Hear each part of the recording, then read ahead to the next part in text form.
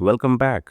In this video, we will go through the different installation methods available in Windows Server 2025. You will learn about desktop experience, server core, and Nano Server.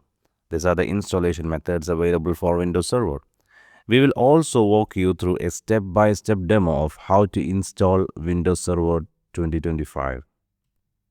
When you are installing Windows Server, you have three main options: Desktop Experience, Server Core, and Nano Server. Let's explore what each one is and when to use them. The Desktop Experience option, which gives you a full graphical interface similar to Windows 11. It is great if you prefer using tools like a Server Manager or Windows Admin Center locally, but it does use more resources because it provides you a graphical interface for every action like your Windows 11.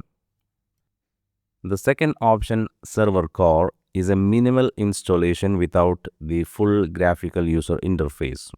Like a Linux, once you install it, you get a command line interface. That is the place you do your operation.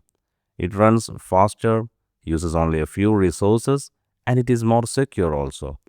And how you manage it? You manage it using PowerShell or remotely via Admin Center. This is the preferred option for most of the production servers. Then Nano Server. It is a tiny headless version of Windows Server, and it is not installed like the way we install the other operating system, like you mount the ISO, you boot from it. No, that is not the way a Nano Server is installed. It is used like a container image, and it is good and great for the cloud native applications and microservices where the size and speed is matter. Now let's walk you through a basic installation of Windows Server using Desktop Experience option. The first step, we will boot from the ISO, then select our language and edition required because this is different based on the region you are. Then format the disk and begin the installation. Let's search for Windows Server 2025. Then you can see Microsoft Evaluation Center. So just click on it. Then download the ISO option. As it is an evaluation request, Microsoft is going to ask you to fill up some information. So just fill up the information here. Then you click on the Download Now button. That will take you to the Microsoft Evaluation Center where you can download the operating system based on your language and the type you need. If you want directly insert the operating system as a virtual OS in Hyper-V, then you can download the VHD or you can also download the ISO. I will be choosing the ISO option because I want to show you the installation from the scratch. As you can see, the VMware Workstation is open. Click on the new virtual machine. That will open up a new wizard. Click on Custom. Then keep as it is the hardware compatibility. Then choose I will install the operating system later. Then select the OS. Then give a meaningful name for your VM and a location to store your virtual machine. I recommend creating a dedicated folder and pointing to here. Then click Next. I prefer to assign 2 cores per processor. Then 8 GB memory. So if you don't have this much resources, then use 4 GB. Now select the network connection type. We will go into the details of networking later, but for now just choose bridged. This will allow the VM to act like a separate PC on your local network. And if you have DHCP on your modem, the VM will get an IP address automatically. Click Next. Choose the disk size. I prefer to create a new virtual disk with 60 GB size. Note that this uses the thin provision concept, so it won't consume 60 GB immediately. Then set the disk file name if you want to customize it and review your configuration. Once everything looks good, click the Finish button to create the virtual machine. Your virtual machine is now ready. Now it's time to go ahead and power on the virtual machine to begin the setup. Before that, edit the virtual machine settings. Go to the CD or DVD option. Select the ISO image that you downloaded for the Windows Server.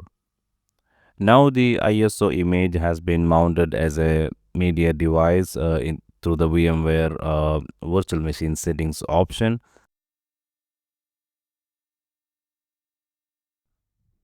Now let's power on the virtual machine. Once you power on the virtual machine, the console will give you the directions about the installation. Now press any key to boot from the ISO image. Then select the language to install, then the time and currency format, then click next. The keyboard or input method. This is same as the steps that you follow when installing a desktop operating system also. Then you are going to install the Windows Server. Click on I agree, then click next. Then select the standard evaluation desktop experience, then click next.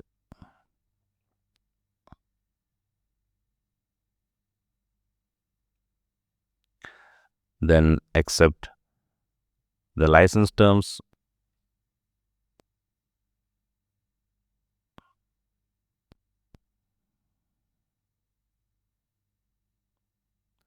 Then it found the disk that we assigned, so click on it, then click next.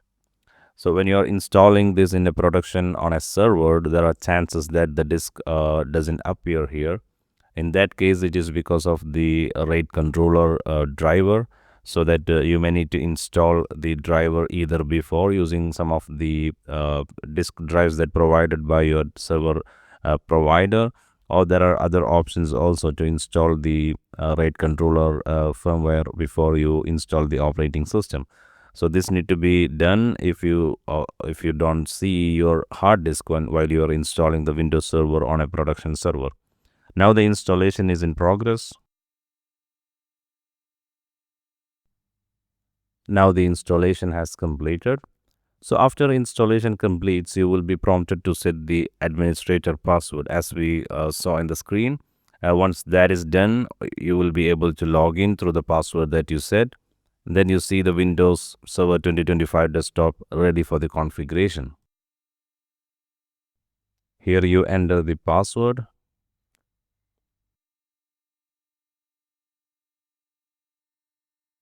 Then click Finish.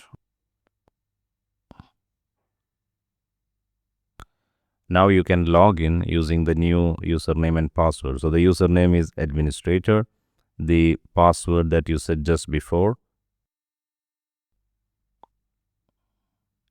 Now the installation has completed. You set up your password. Then the final option that if you want to send the diagnostic data to Microsoft, that is the option to accept it.